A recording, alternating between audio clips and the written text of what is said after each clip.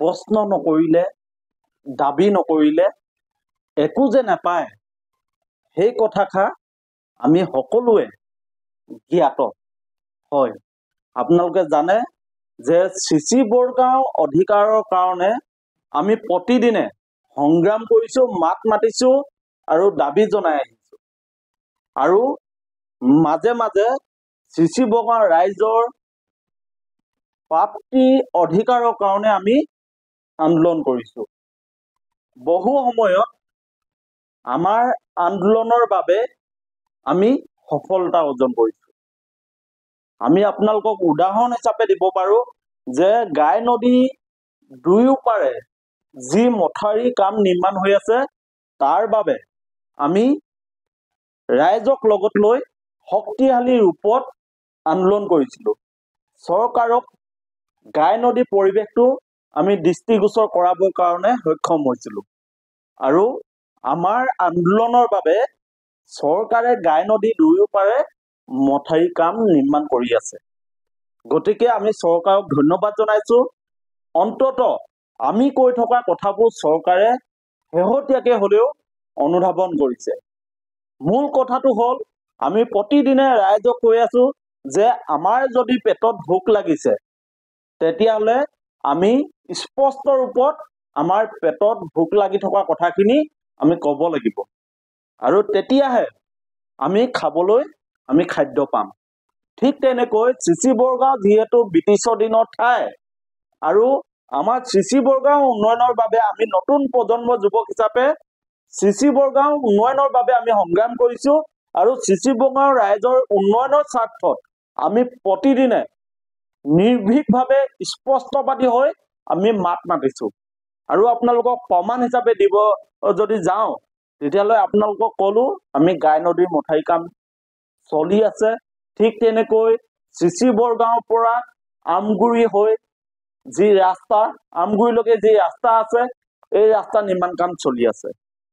CC বৰগাঁওবাসী ৰাইজে জানে যে আজি 10-15 দিনৰ পূৰ্বে চিচি বৰগাঁও মূল কেন্দ্ৰবিন্দু চিচি বৰগাঁও চাৰিআলি অনুন্নত ৰাস্তাৰ কথা মই উল্লেখ কৰিছিলোঁ, দাবী জনাইছিলোঁ যে এজাক বৰষুণ দিলেই আমাৰ ৰাস্তাটো বৰষুণ হয়, বোকা হয়, আৰু গোটেই পৰিৱেশটো ভিডিঅ' সহকাৰে সামাজিক মাধ্যমত মোৰ অল আছাম ইউটিউব চেনেলত মই ভিডিঅ'টো আপলোড কৰিছিলোঁ।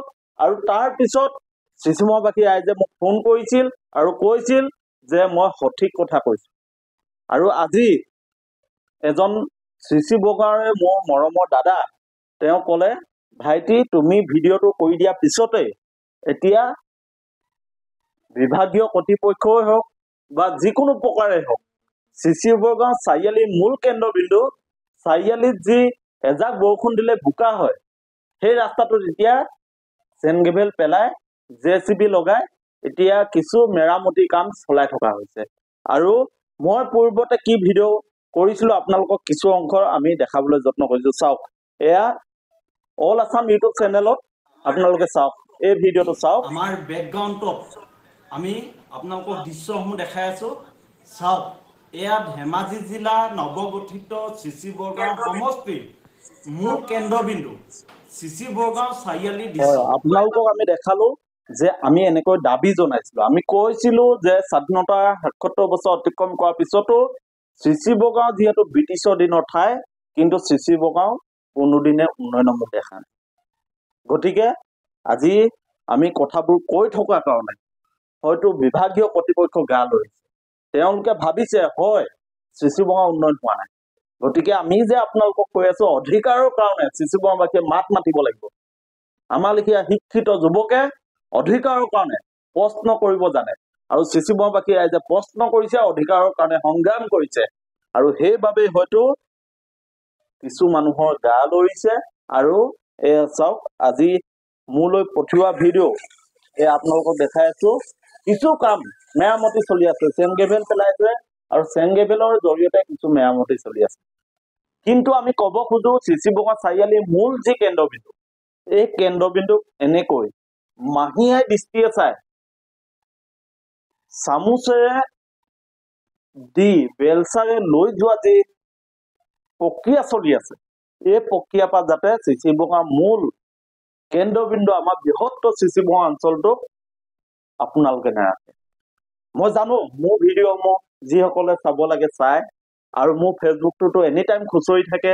মই ক'ত মিটিং কৰিছোঁ, কাৰ লগত মিটিং কৰিছোঁ, মই কৰি থকা মিটিংবোৰত যিসকল মহিলা আহে তেওঁলোকক গৈ ভয় ভাবুকি দিয়ে, কয় ৰুদ্ৰ ভূঞা মিটিঙলৈ নাযাব, ৰাইজৰ দলৰ মিটিঙলৈ নাযাব। যদি ৰাইজৰ দলৰ মিটিঙলৈ যায় তেতিয়াহ'লে আপোনাৰ PM কিষাণ কাটি দিয়া হ'ব, অৰুণোদয় কাটি দিয়া হ'ব, ঘৰ জিৰ' টেকিং কৰা নহ'ব, বিভিন্ন ধৰণৰ ভয় ভাবুকি, ব্লেকমেইলিং। গতিকে ৰুদ্ৰ ভূঞাক লৈ ইমান শংকিত হ'ব নালাগে। যিসকলে ভিডিঅ'টো চায়, বিশেষকৈ যিসকলে মোক চোৰাংচোৱাৰ কাৰণে ভিডিঅ'টো চায়, তেখেতলোকক অনুৰোধ জনাইছোঁ, আপোনালোকেও চিচি ভঙাৰ সন্তান, ময়ো চিচি ভঙাৰ সন্তান। আপোনালোকেও চিচি ভঙা উন্নয়নৰ কথা চিন্তা কৰক। আমিও চিচি ভঙা উন্নয়নৰ কাৰণে আমি চিন্তা কৰিম, চিচি ভঙা উন্নয়নৰ কথাবোৰ ক'ম, আৰু যিমান পাৰোঁ চিচি ভঙা উন্নয়নৰ কাৰণে আমি সংগ্ৰাম কৰিম। চিচি ভঙা উন্নয়নৰ কাৰণে যিখিনি কথা ক'ব লাগে আমি ক'ম। যদি আপোনালোকে পাৰে প্ৰতিটো সমস্যা, চিচি ভঙাৰ প্ৰতিটো সমস্যা সমাধান কৰক। আৰু আমি জানো এই ভিডিঅ'টো আপোনালোকে চাব। গতিকে যদি আপোনালোকে ভিডিঅ'টো চাই আছে তেতিয়াহ'লে আমাৰ কথাখিনি আপোনালোকে বুজি উঠক। আমি সকলোৱে মিলি চিচি ভঙা উন্নয়নৰ কথাবোৰ চিন্তা কৰিব লাগিব। আৰু চিচি ভঙাবাসী ৰাইজক মই অনুৰোধ জনাইছোঁ, আপোনালোকে ভিডিঅ'টো যিমান পাৰে শ্বেয়াৰ কৰি দিয়ক। অন্ততঃ যিসকলে মোৰ ফেচবুকটো খুচৰি থাকে তেওঁলোকে হয়তো কিবা কাৰণত যদি মোৰ ভিডিঅ'টো নাপায়, তেওঁলোকক পোৱা ব্যৱস্থা আপোনালোকে কৰি দিয়ক। গতিকে সকলোকে অনুৰোধ, চিচি ভঙা উন্নয়নৰ কাৰণে মই মাত মাতি আছোঁ, সংগ্ৰাম কৰি আছোঁ। বৃহত্তৰ অঞ্চলটো যি অনুন্নত ৰাস্তা পদূলি, এই কথাবোৰ মই কৈ আছোঁ। আমাৰ হিতাধিকাৰীসকলক যি ধৰণে ব্লেকমেইলিং কৰি আছে এই কথাবোৰ কৈ আছোঁ। গতিকে আপোনালোকে ভিডিঅ'টো শ্বেয়াৰ কৰক যাতে তেওঁলোকে পায় আৰু কথাবোৰ সঠিক ৰূপত তেওঁলোকে অনুধাৱন কৰে। ধন্যবাদ। জয় আই অসম।